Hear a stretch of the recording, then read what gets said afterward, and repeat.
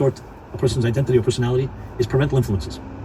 Attitudes your parents project on you. To give extreme example, just to drive the point home. You come home from school, you feel good about what you just studied, but your father is always berating you. Everything is critical, and your mother's quiet. And even when you're proud of what you just did, your father starts knocking you and starts saying, no, you're just a disappointment. I'm using, of course, an extreme example. This happens day after day. What do you think happens to the child?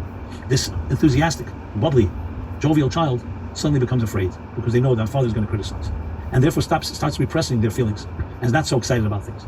Basically, the critical parent, is undermining and invalidating a child's natural excitement and enthusiasm. At some point, the child starts changing and adjusting to satisfy that parent, and all that natural self-confidence and self-esteem that this child deserved was robbed from it. It's not lost, but it goes undercover. This is not uncommon what I just described. I gave us an extreme example. Some of us have it more milder. Some of us have it even worse. Abuse. So a normal child who's growing up and was going to have healthy parents, what do? They validate, they nurture, they water, they cultivate, they reinforce the child's view and give it confidence to explore. Yes, that's beautiful. Try again. Even if the child fails, you don't just jump on the child. You help the child grow through failure, learn from your mistakes. What does that do? It infuses the child with the confidence. So parental influences a tremendous effect of how we will adjust our personalities and maybe wander away from who we naturally are to what the environment of our parents has created.